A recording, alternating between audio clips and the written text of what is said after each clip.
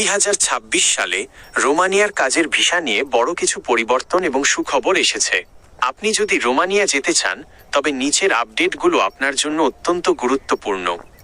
নতুন কোটা ঘোষণা 2026।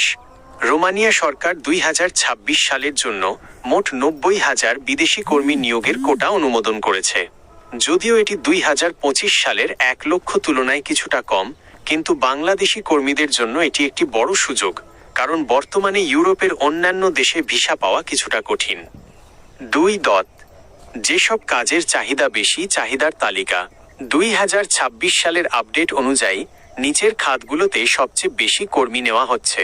Courier service 26,275 জন, পণ্য পরিবহন ও হ্যান্ডলিং 20,912 জন, নির্মাণ শ্রমিক অদক্ষ 20,484 জন, নির্মাণ শ্রমিক দক্ষ 17,799 জন, কার ও ভ্যান চালক 12,237 জন, রাঁধুনির সহকারী 12,077 জন, নিরাপত্তা কর্মী 10,438 জন।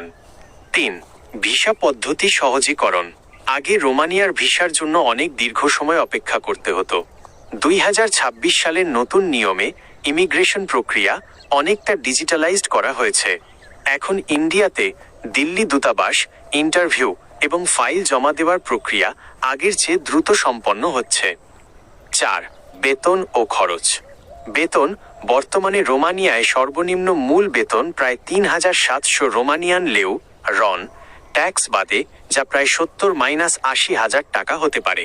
তবে ওভারটাইম সহ এই আয় আরও বাড়তে পারে। খরচ বাংলাদেশ থেকে যাওয়ার জন্য এজেন্সি ভেদে খরচ 7 থেকে 9 লাখ টাকা পর্যন্ত হতে পারে। 5. মনে রাখার মতো গুরুত্বপূর্ণ বিষয়। নুলা ওস্তা।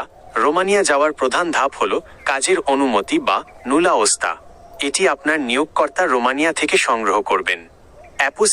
অ্যাপোস্টিল আপনার পুলিশ ক্লিয়ারেন্স এবং অন্যান্য সার্টিফিকেট এখন থেকে পররাষ্ট্র মন্ত্রণালয় থেকে অ্যাপোস্টিল করাতে হবে, যা আগে লিগালাইজেশন নামে পরিচিত ছিল। সতর্কতা, সরাসরি রোমানিয়ার কোনো দূতাবাসের শাখা বাংলাদেশে নেই। ফাইল প্রসেসিংয়ের জন্য আপনাকে দিল্লির রোমানিয়া দূতাবাসের ওপর নির্ভর করতে হবে।